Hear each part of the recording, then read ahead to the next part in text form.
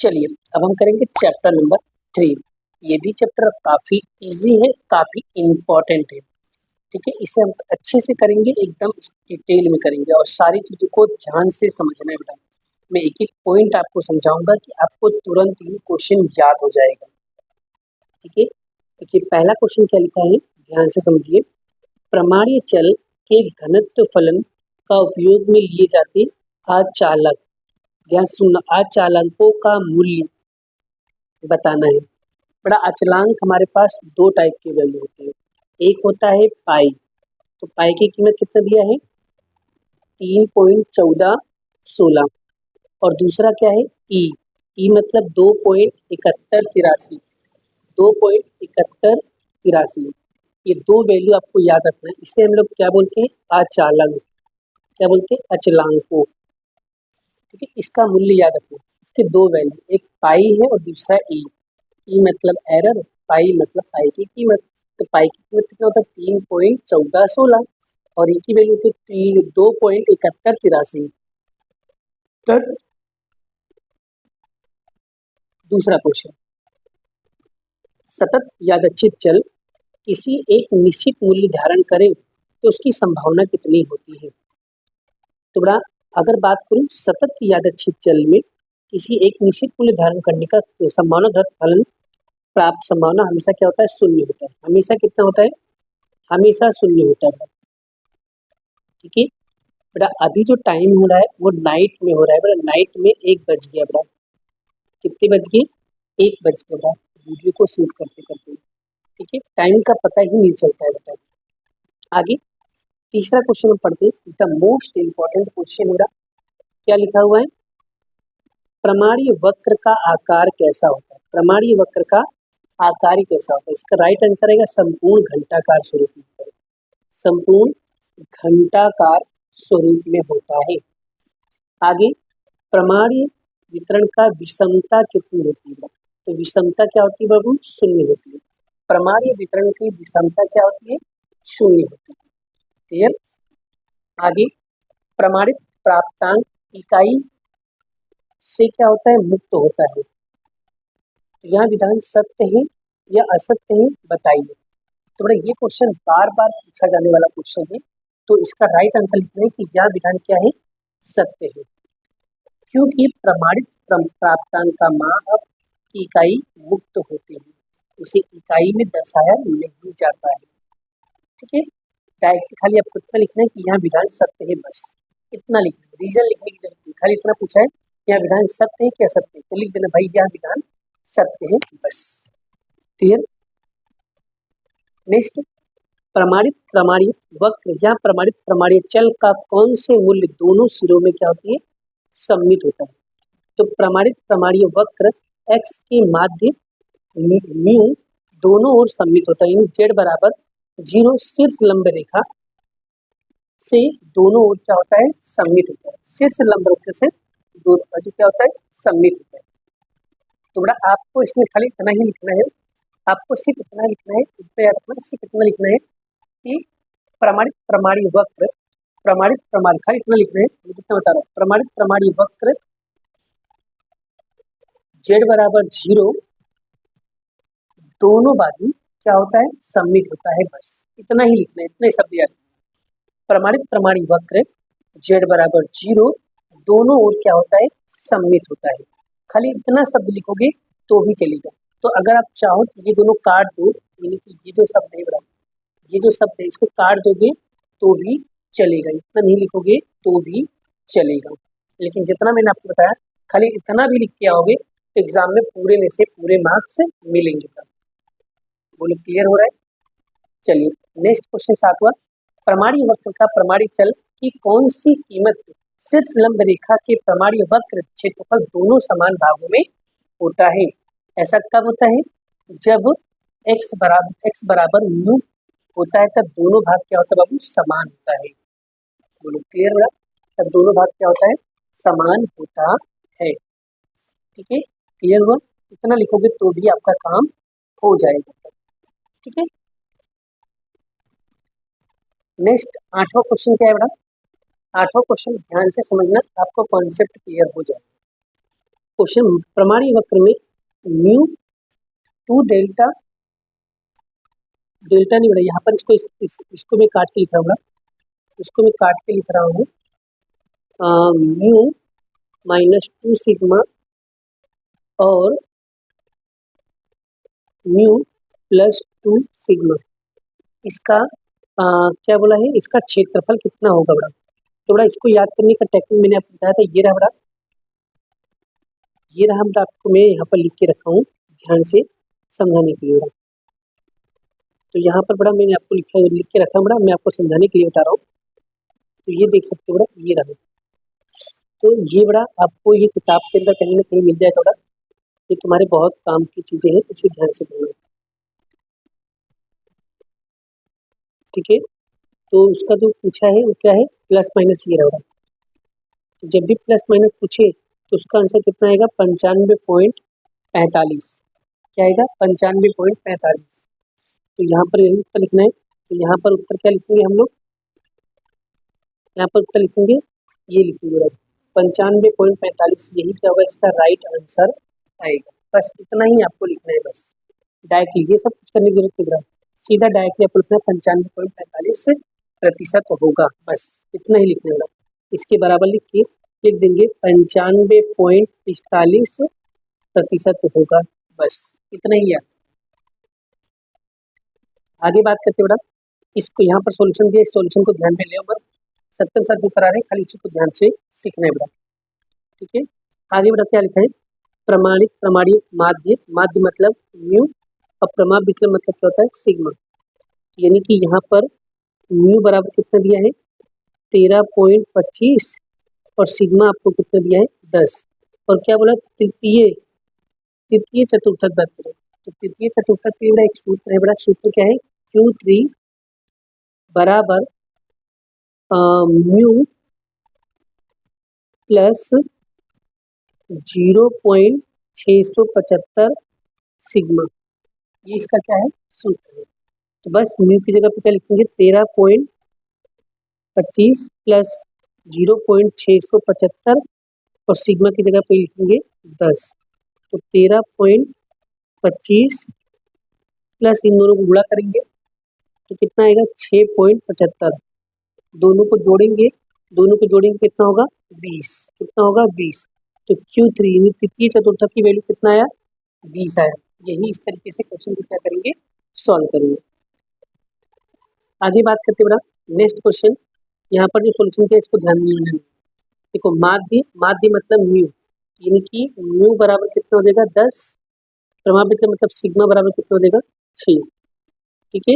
यहाँ पर बोला चतुर्थक विचलन निकालने बड़ा, तो चतुर्थक विचलन का अनुमानित मूल्य का सूत्र क्या होता है बड़ा, एक सूत्र याद रखना, यानी कि जिसे बोलते हैं QD, चतुर्थक विचलन बराबर 2/3 सिग्मा, यही क्या है इसका सूत्र है, ये याद रखना बड़ा। मैं आपको सूत्र कहाँ से है बड़ा, मैं आपको दिखा दे रहा हूँ, ये देखो यहाँ पर लिखा हुआ है, देखो ये लिखा हुआ है क्या लिखा है, चतुर्थक विचलन, ये लिखा है चतुर्थक विचलन का सूत्र, क्या लिखा है चतुर्थक विचलन का सूत्र, ये रहा बड़ा अंदाजी 2/3 सिग्मा, ठीक है। चलिए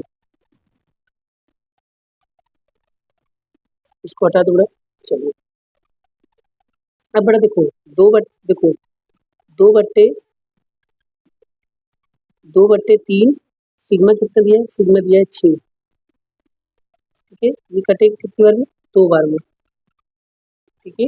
और QD कितनी, QD 2 गुणे तो कितना देगा 4, तो QD की वैल्यू कितना है 4 है, बस। अब आगे बढ़ा हम लोग करते हैं,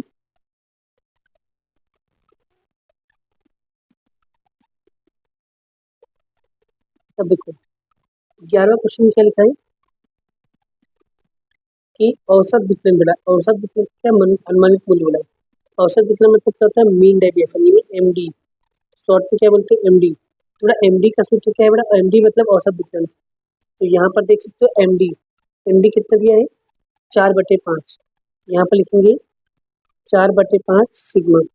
चलिए तो यहाँ पर आपको प्रमाप विचलन ज्ञात करना होगा, तो MD की वैल्यू आपको दिया, MD कितना दिया भाई सर, MD दिया है आपको यहाँ पर 8, तो 4/5 सिग्मा, ये गुणाकार में उधर जाएगा तो भागाकार में, तो 8 गुणे 5/4 बराबर सिग्मा।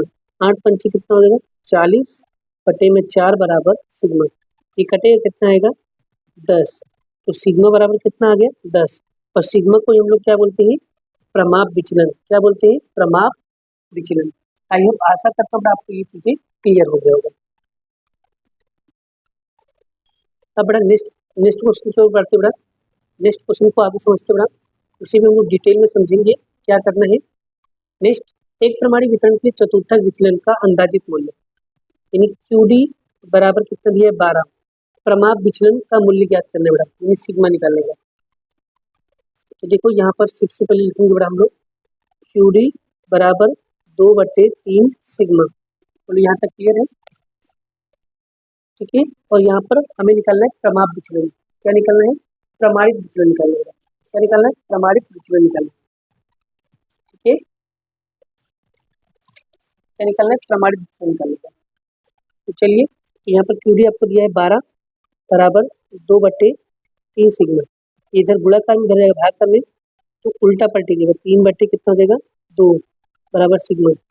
तो यहाँ पर क्या होगा 12 कितना हो जाएगा 36 भागे 2 बराबर कितना 1 सिग्मा। तो भाग देंगे कितना आएगा 18, 18 दूनी कितना देगा 36। तो इस सिग्मा की वैल्यू कितना आएगा 18। अब एक और बड़ा, प्रमाणित चीज का समानों वितरण के माध्य 50% अवलोकन का मूल्य का अनुमानित मूल्य कितना होगा। जब भी 50% बोले तो बड़ा उसका आधा आधा हो जाएगा, यानी कि आधा आधा मतलब 50% अवलोकन बोले तो बड़ा आपका जो आंसर बनेगा वो बनेगा ये Q3 का वैल्यू ये बनेगा, Q1 की वैल्यू आएगा ये चीज़ याद रखना। जब भी 50% बोले Q1 और Q3 की वैल्यू जब भी बोले 50% तो आपको यही वैल्यू लिखना है बड़ा, इसको याद रखना। एग्जाम में आता ही आता है बड़ा, ऐसे प्लीज याद कर लेना बड़ा।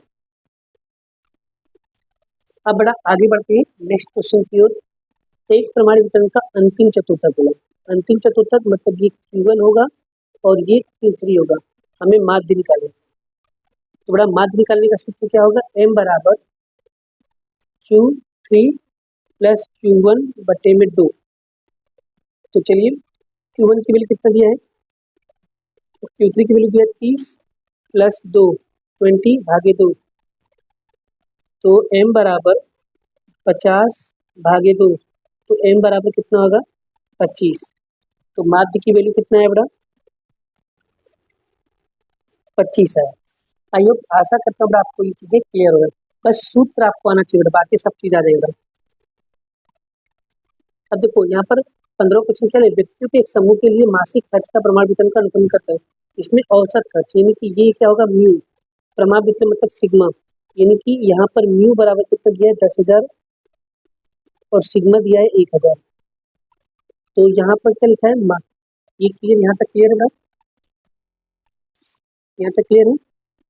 तो यहाँ पर जेड प्राप्तांक कितना दिया है, जेड बराबर कितना दिया है 1, मिलता है कि नहीं। अगर उत्तर 1 आ जाए मतलब विधान सत्य है, अगर 1 ना है तो 1 से कम आए तो उत्तर क्या है, क्या होगा गलत है। तो क्या लिखेंगे जेड बराबर x minus mu divided by sigma. तो जेड बराबर एक्स कितना दिया बड़ा, एक्स की वैल्यू यहाँ पर बड़ा एक्स की वैल्यू कितना दिया है ध्यान दीजिए। चलिए एक्स की वैल्यू कितना दिया है यहाँ पर कितना दिया है, एक ये मासिक खर्च यानी कितना दिया से अधिक बोला, ये जब भी से अधिक बोले मतलब ये किसकी वैल्यू एक्स की वैल्यू कितना दिया 11,000 और म्यू कितना दिया है 10,000 और सिग्मा कितना दिया 1,000। तो कितना आएगा 1,000 भागे 10,000, 1,000 कट करेंगे तो एक्स बराबर, तो जेड बराबर कितना आएगा 1 आएगा। तो जेड बराबर क्या है 1 आएगा, यानी 1 से ज़्यादा नहीं है, तो यहाँ विधान क्या होगा गलत है। ठीक है क्लियर बड़ा, इस तरीके से हमें इसको देखना है। ठीक है क्लियर। चलिए एक और बड़ा, जैसे यहाँ पर माध्य बोला, माध्य मतलब ये सिग्मा, प्रमाण मतलब सिग्मा और 60 उम्र का होगा वो क्या हो जाएगा एक्स। यहाँ पर लिखेंगे जेड बराबर x minus mu divided by sigma. X कितना दिया है 60, म्यू दिया है 45 और सिग्मा दिया है 10। तो जेड कितना आएगा बड़ा, माइनस करेंगे कितना आएगा, तो यहाँ पर आएगा 15 भागे 10, जेड बराबर कितना है 1.5। देखो इस तरीके से निकाल सकते हैं, एकदम इजी हो रहा। एंड लास्ट क्वेश्चन देखो ना, देखो यहाँ पर माध्य और म्यू यादच्छित रूप से चयन किया गया 60 गुण होगा। कितना है 60, यानी एक्स बराबर कितना आ गया 60। आपको यहाँ पर म्यू फाइंड करना है, ठीक है। और बड़ा यहाँ पर विचरण प्राप्तांक दिया, प्रमाणित प्राप्तांक दिया, मतलब जेड की वैल्यू आपको कितना दिया 1, ठीक है। और यहाँ पर विचरण लिखा है, मतलब सिग्मा स्क्वायर कितना दिया 100। हमें विचरण नहीं चाहिए, हमें क्या चाहिए प्रमाप विचलन, कितना आएगा 10, ठीक है। अब बड़ा यहाँ पर सवाल कैसे निकालेंगे और हमें निकालना है तो कैसे फाइंड करेंगे, तो यहाँ पर देख पूरा माइंड कैसे फाइंड करेंगे। देखो मैं यहाँ पर लिख रहा हूँ जेड बराबर x minus mu divided by sigma. तो जेड की वैल्यू कितना दिया 1, एक्स कितना दिया है 60, म्यू आपको फाइंड करना है, सिग्मा दिया है 10।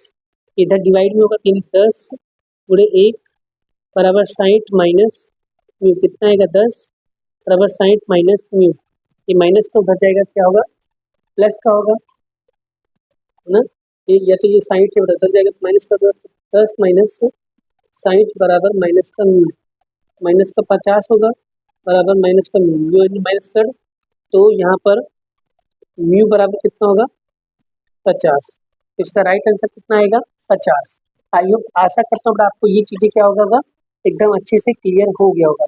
अगर फिर भी कोई डाउट है, कोई कंफ्यूजन या कोई चीज़ें नहीं आया बड़ा, तो आप लोग मुझसे पूछ सकते हो बड़ा, लेकिन क्वेश्चन को समझना है, क्वेश्चन में क्या चीज़ दिया है और क्या ज्ञात करना है, एकदम अच्छे से क्वेश्चन को समझ लो, फिर बड़ा सवाल को सोल्व करो, फिर तुमको समझ में जरूर आएगा। अब इसके बाद हम चलाएंगे बड़ा चैप्टर नंबर 2, उसे भी हम डिटेल में समझाएंगे, उसे भी हम अच्छे से कराते रहेंगे। एकदम अच्छे से प्रैक्टिस करते रहना, अच्छे से क्लियर होगा। अब इसके बाद जो चैप्टर चलाने वाला हूँ वो है चैप्टर नंबर 2 लेने वाला हूँ, बस अच्छे से प्रैक्टिस करते रहने वाला, ठीक है। तो चलिए शुरू करते हैं चैप्टर नंबर 2। अब हम शुरू करेंगे चैप्टर नंबर 2, जो भी एग्जाम के पॉइंट ऑफ व्यू से बहुत इंपॉर्टेंट है, और इसमें से भी क्वेश्चंस काफ़ी ज़्यादा क्वेश्चंस बनते हैं, और कभी कभी इसमें से सवाल भी पूछते हैं।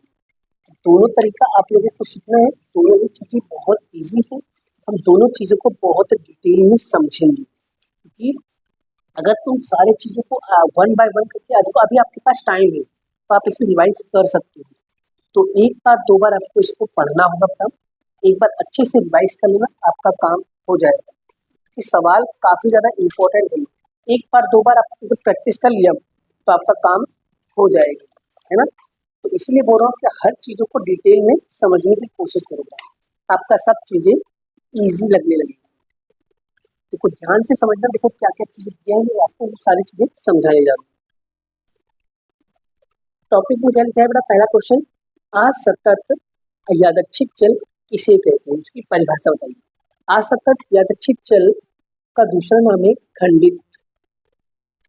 परिभाषा क्या लिखा है, यदि यादच्छिक चल, उसका नाम क्या है एक्स, यदि यादच्छिक चल एक्स, आर का मतलब क्या हुआ वास्तविक संख्या समुच्चय, यदि यादच्छिक चल एक्स वास्तविक संख्या समुच्चय आर की शांत संख्या में हो या गण अनंत मूल्य को क्या करता हो धारण करता हो, गण अनंत मूल्यों को क्या करता हो धारण करता हो, ऐसे चल को कहा जाता है असतत यादच्छिक चल, ठीक है। यदि यादच्छिक चल x वास्तविक संख्या समुच्चय r की शांत संख्या में या गण अनंत मूल्य को धारण कर सकता हो, ऐसे चल को x को असतत यादच्छिक चल कहा जाता है। आगे सतत यादच्छिक चल क्या कहा जाता है, तो सतत यादच्छिक चल का मतलब, यदि यादच्छिक चल x वास्तविक संख्याओं समुच्चय r में अथवा, यहाँ पर क्या आएगा अथवा r के किसी भी अंतराल में, r के किसी भी अंतराल में किसी भी मूल्य को क्या करता हो धारण करता हो, ऐसे चल को सतत यादच्छिक चल कहा जाता है। थोड़ा सा घुमाना है, थोड़ा सा अलग है, बाकी लिखे जा रहे हो तो वैसे ही याद करना है। यदि यादच्छिक चल x वास्तविक संख्याओं समुच्चय r में अथवा r के किसी भी अंतराल के किसी भी मूल्य को धारण करता हो तो ऐसे चल को कहा जाता है सतत यादच्छिक चल। तीसरा क्वेश्चन द मोस्ट इंपोर्टेंट कहता है असतत संभावना वितरण क्या होता है। असतत संभावना वितरण क्या होता है, ठीक है। तो देखो ये एग्जाम में अभी तक पूछा नहीं गया बड़ा, लेकिन भविष्य में आने की संभावना लग रहा है। माना कि x यानी समूचे r में से यानी r less than r u में से r एक असतत चल है, यानी u और r यहाँ एक असतत चल है जो r के उप समूचे कोई भी वैल्यू आ सकती है में से किसी भी एक मूल्य को धारण करे, उसके बाद x का मूल्य यानी xi धारण करे तो उसकी संभावना pxi होगी या pxi ग्रेटर देन 0 होगी या सिग्मा pxi बराबर क्या होता है 1 होता है। हो तो वास्तविक मूल्यों के समुच्चय ये सब दिया तो यादच्छिक चल x के असतत संभावना वितरण कहेंगे। अब एक चीज याद रखना, इस टॉपिक को याद करने के लिए जो शब्द है पहले उसे याद कर लीजिए, फिर उसके बाद ये जो लिखा गया ये चीज है बड़ा इसे सर ये जो चीजें याद करना है वो अगर याद करने के लिए हमें क्या करना चाहिए तो मैं आपको बता रहा हूँ, ध्यान से समझना। अगर इस टॉपिक को इस तरीके से याद करना तो इसको बड़ा क्या करना है 3 बार, क्या करना है 3 बार लिखना है, सिर्फ बस 3 बार आपको लिख कर याद करना है। एक बार बोलना है, 2 बार आपको लिखना है, एक बार देखकर और एक बार बिना देखे और एक बार ऐसे ओरली बोलना। तो मैं कहता हूँ आपको ये चीजें ना याद हो तब मुझे बोलिएगा, एक बार ट्राई तो करिए, काफी इजी है बेटा, काफी इजी है। अब देखो बेटा यहाँ पर ये सब गलत है, इसको क्या करते हैं, क्या लिखा है असतत चल का माध्य ज्ञात करना। जब भी सवाल में असतत चल का माध्य बोले तो कैसे निकालोगे, तो माध्य मतलब होता है, मैं लिख रहा हूँ माध्य बराबर मतलब ये होता है, यहाँ पर लिखेंगे सिग्मा x बराबर सिग्मा x इंटू px। ये क्या होगा हमारा माध्य का सूत्र, इसको अच्छे से याद रखना। अब अगर पूछे असतत चल का विचरण ज्ञात करने का सूत्र तो मैं आपको समझा देता हूँ। विचरण मतलब सिग्मा स्क्वायर बराबर इसका मतलब होता है vx बराबर सिग्मा एक्स स्क्वायर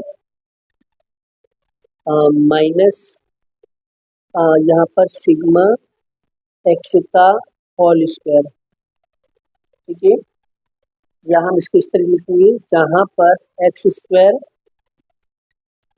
बराबर sigma x square into P x, ये बड़ा इसका सूत्र है, प्लीज इसे याद रखना बड़ा, बहुत इंपॉर्टेंट सूत्र है, इसको अच्छे से याद रखिएगा बड़ा, बहुत काम का है सूत्र, आपको आना ही चाहिए। सूत्र में तो बड़ा कोई भी कुछ भी नहीं कर सकता, सूत्र तो आपको आना ही चाहिए। अब चलिए बड़ा नेक्स्ट छठा क्वेश्चन क्या है बड़ा, उसको भी हम लोग सॉल्व करके बताते हैं कि एक सममित द्विपदी वितरण। अब यहाँ पर कौन सा शब्द आ गया, द्विपदी से रिलेटेड, यानी द्विपदी से रिलेटेड जब भी सवाल आए तो कैसे सॉल्व करना है बता रहा हूँ। एक सममित द्विपदी वितरण में माध्य जिसका प्राचल n का मूल्य आपको क्या करना है ज्ञात करना है। तो सबसे पहले यहाँ पर ध्यान देना पड़ा, एकदम बहुत इंपॉर्टेंट बातें हैं। तो जब भी बड़ा आपको ये चीजें चाहिए तो आपके पास क्या क्या चीजें होना चाहिए, वो सारी चीजें बड़ा मैं आपको बताने जा रहा हूँ, ठीक है, क्लियर। चलो यहाँ पर द्विपदी वितरण में माध्य मतलब क्या होता है एनपी, तो एनपी आपको कितना दिया है 7, जिसमें प्राचल क्या होता है n और p होता है। तो हमारे पास p की वैल्यू तो नहीं है, जब भी सवाल में p की वैल्यू नहीं दिया गया हो तो अपने मर्जी से p की वैल्यू मान लेने का 1/2। और अगर P मिल जाए तो Q अपने आप मिल जाएगा। Q कैसे निकालेंगे? तो Q निकालने का सूत्र होता है 1 माइनस P, 1 का 1, P की वैल्यू कितना दिया है 1/2। यहाँ पर कुछ नहीं, क्या करेंगे क्रॉस मल्टीप्लाई, तो 2 1 जा 2 बाई 2, तो ये कितना आएगा 1/2। यानी Q की वैल्यू भी 1/2, P की वैल्यू भी 1/2। हमें निकालना क्या है? प्राचल, ये निकालना है। तो देखो n की जगह पे अब n की वैल्यू हमें निकालना है, ठीक है। तो यहाँ पर लिखेंगे, यहाँ पर कैसे निकलेगा? तो लिखेंगे यहाँ पर NP मतलब माध्य, NP माध्य की वैल्यू आपको दिया, कितना दिया है 7, कितना दिया है 7, 7 बराबर n हमें ज्ञात करना है। P कितना दिया भाई? तो P दिया 1/2, ठीक है। अब ये गुणाकार में उधर जाएगा तो भाग में उल्टा पलटी हो जाएगा। तो n बराबर 7 गुणे 2/1, तो n बराबर 7 गुणे कितना हो जाएगा 14। इस तरीके से इस सवाल को सॉल्व किया जाएगा। आई होप काफी आसान लग रहा होगा, काफी चीजें समझ में आ रहा है। देखो कुछ बच्चों को ऊपर से इसलिए जा रहा होगा बिकॉज उनका कॉन्सेप्ट ही क्लियर नहीं होगा, उनको पता ही नहीं होगा सर क्या कर रहे हैं, है ना। पर टेंशन मत लीजिएगा, ये सवाल इतना इजी है ना, बट इसके खाली कॉन्सेप्ट समझ जाओगे ना बहुत इजी लगेगा, बहुत आसान लगेगा। बस थोड़ी बहुत कॉन्सेप्ट की कोशिश करो बेटा सीखने की, ठीक है। कॉन्सेप्ट बहुत इंपॉर्टेंट है। आगे बढ़ते हैं हम लोग नेक्स्ट क्वेश्चन कराते हैं। नेक्स्ट क्वेश्चन को भी हम लोग क्या करते हैं समझते हैं। तो यहाँ पर प्राचल दिया है, प्राचल मतलब ये n है और ये p है। तो p की वैल्यू दिया है 2/7, क्योंकि जब भी द्विपदी वितरण का प्राचल बोले तो n और p होता है, तो पहली वाली वैल्यू n हो जाएगा, दूसरी वाली वैल्यू p हो जाएगा। और हमें क्या ज्ञात करना है बेटा? विचरण ज्ञात करना है। देखो कैसे सोल्व करते हैं बेटा, ध्यान, n बराबर हो जाएगा बेटा, यहाँ पर n बराबर हो जाएगा 10 और p बराबर हो जाएगा 2/5,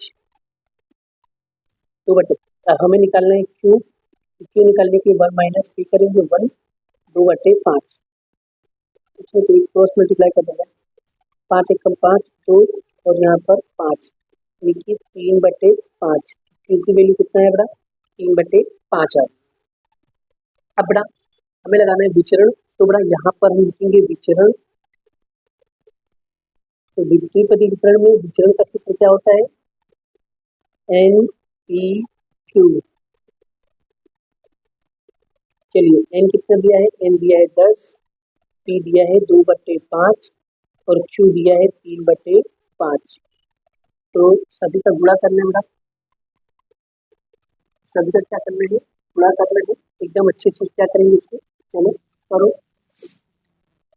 देखो 10 दूनी 20, 20 तिहाई 60 और 25।